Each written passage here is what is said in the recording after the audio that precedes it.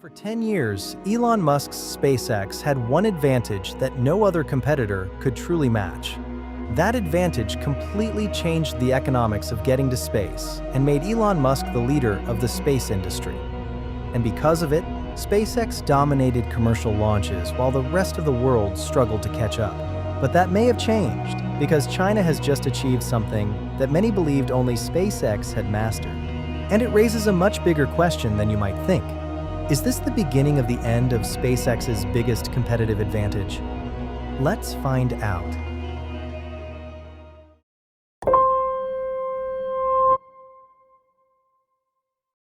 On July 10th, China challenged directly SpaceX. For almost 10 years, SpaceX was almost impossible to beat. And that is because of the ability to use the same rocket again and again. That single innovation completely changed the economics of spaceflight. Before SpaceX, rockets were treated like airplanes that could only fly once. Imagine boarding a Boeing 747, landing safely, and then throwing the entire aircraft into the ocean. That's exactly how the space industry worked. Every launch meant building another rocket from scratch. Then came SpaceX.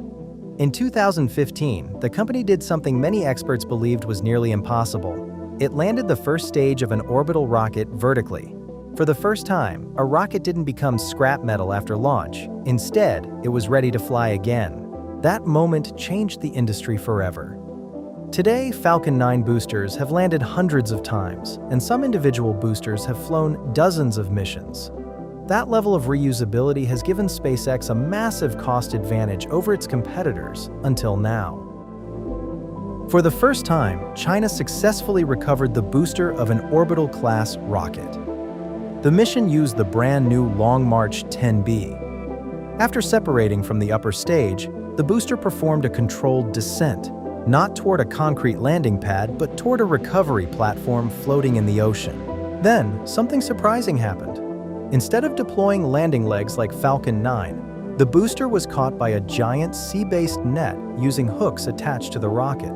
According to Chinese engineers, this was the first successful use of this recovery method anywhere in the world. It looked completely different from SpaceX, but the objective was exactly the same: recover the booster, reuse it, and reduce launch costs. And that's what makes this event so important. Reusable rockets aren't just a cool engineering achievement, they're an economic revolution. Think about it. If every airline had to build a brand new airplane after every flight, air travel would be unbelievably expensive. Reusable rockets solve the same problem for space. Instead of spending tens of millions of dollars building a new booster every mission, you recover it, refuel it, and fly it again. The more times you reuse it, the cheaper every launch becomes. That's exactly how SpaceX built its dominance.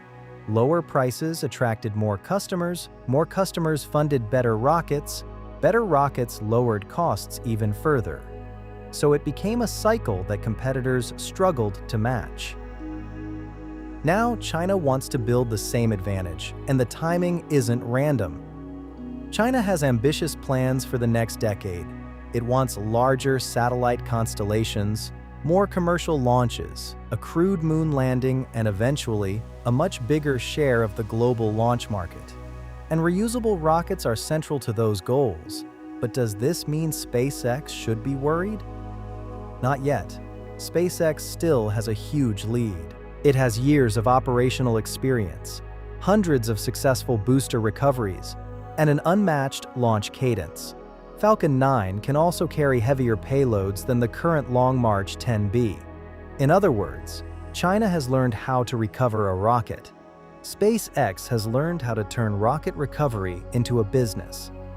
Those are two very different challenges, but here's why this launch still matters. Every dominant company eventually gets competition. Apple faced Samsung, Google faced Microsoft, Tesla faced BYD, and now, SpaceX is beginning to face a serious challenger in reusable launch technology. And competition in space is no longer only about who can launch first. It is about who can launch often, cheaply, and reliably. China's achievement puts more pressure on every major player, including SpaceX and Blue Origin, because the market now expects reusability as a baseline. not a miracle. And once that happens, the winner is often the company that can scale faster, not just the company that got there first. The real question isn't whether China has already caught SpaceX. It hasn't. The real question is what happens over the next 10 years, because if reusable rockets become common around the world, launching satellites will become cheaper, building space stations will become cheaper, and one day, even traveling beyond Earth could become dramatically more affordable. This wasn't just another rocket launch. It may be remembered as the moment the next chapter of the global space race truly began. And for the first time in nearly a decade, SpaceX may no longer be running that race alone.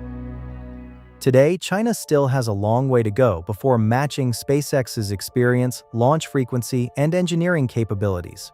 But history shows that every technological revolution eventually attracts competition.